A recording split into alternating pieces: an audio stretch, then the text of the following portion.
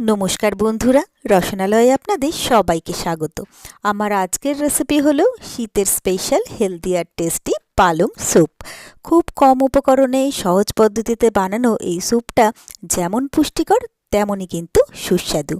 আর এটা ছোট থেকে বড় সবাই খেতে ভীষণ পছন্দ করবে। তো এর জন্য পালং শাক নিয়ে নিয়েছি, যেটা ভালো করে ধুয়ে পরিষ্কার করে নিয়েছি। তারপরে গ্যাসের মধ্যে একটা কড়াই বসিয়ে দিয়েছি, তার মধ্যে দিয়ে দিচ্ছি 1 চামচ বাটার আর 1 চামচ তেল।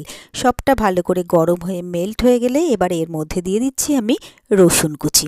রসুনটাকে একটুক্ষণের জন্য আমি ভেজে নিচ্ছি। রসুনটা ভাজা হয়ে গেলে এরপরে এর মধ্যে দিয়ে দেবো আমি কুচিয়ে নেওয়া পেঁয়াজ। এবারে পেঁয়াজটাকেও কিছুক্ষণ আমি ভেজে নেব। তো নেড়েচেড়ে পেঁয়াজটাও আমার ভাজা ভাজা হয়ে গেছে। এরপরে যে পালং শাকগুলো আমি ধুয়ে রেখেছিলাম, সেই ধুয়ে রাখা পালং শাকগুলো এবারে এর মধ্যে দিয়ে দিচ্ছি। তারপরে পালং শাকটাকেও আমি কিছুক্ষণের জন্য ভেজে নেব। এখানে কিন্তু কোনো আমি নুন টুন কিচ্ছু ব্যবহার করব না, শুধুমাত্র পালং শাকটাকে কিছুক্ষণের জন্য ভেজে নিলাম। পালং শাকটা ভাজা হয়ে গেলে এবারে এটাকে একটু ঠান্ডা হতে আমি সময় দেব।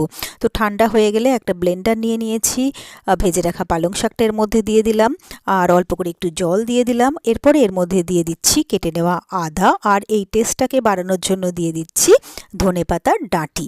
এবারে এই সবটাকে খুব ভালো করে আমি ব্লেন্ড করে নেব। তো সবটা ভালোভাবে ব্লেন্ড করা হয়ে গেছে।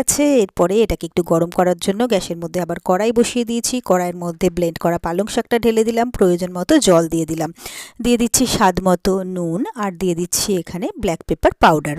এরপরে সবটাকে আমি ভালো করে মিলিয়ে মিশিয়ে নেব। তো সবটাকে ভালো করে মিলিয়ে মিশিয়ে নিয়ে এটাতে একটুক্ষণ আমি ফুটে উঠতে সময় দেব। এটা একটু ফুটে উঠেছে, এরপরে আমি এর মধ্যে দিয়ে দেবো ফ্রেশ ক্রিম।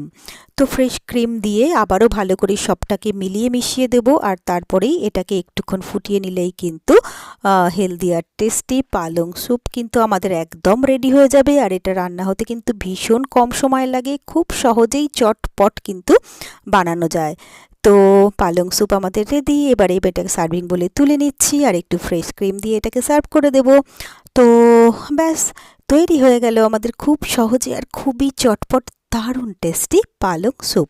আর আমার এই রেসিপিটা যদি আপনাদের ভালো লেগে থাকে তাহলে আপনারাও বাড়িতে ঠিক এইভাবে একবার ট্রাই করে দেখবেন। আমি কথা দিতে পারি আপনাদের সকলেরই ভীষণ ভীষণ ভীষণ ভালো লাগবে। আর আমার রেসিপিগুলো যদি আপনাদের ভালো লেগে থাকে তাহলে প্লিজ আমার ভিডিওগুলোতে লাইক কমেন্টস ও শেয়ার করবেন। আর আমার চ্যানেলটা যদি নতুন চেক করতে থাকেন তাহলে প্লিজ চ্যানেলটাকে সাবস্ক্রাইব করে পাশে থাকা বেল আইকনটা প্রেস করে দেবেন। আর আমার ফেসবুক পেজ আর ইনস্টাগ্রামটাকেও প্লিজ ফলো করে নেবেন।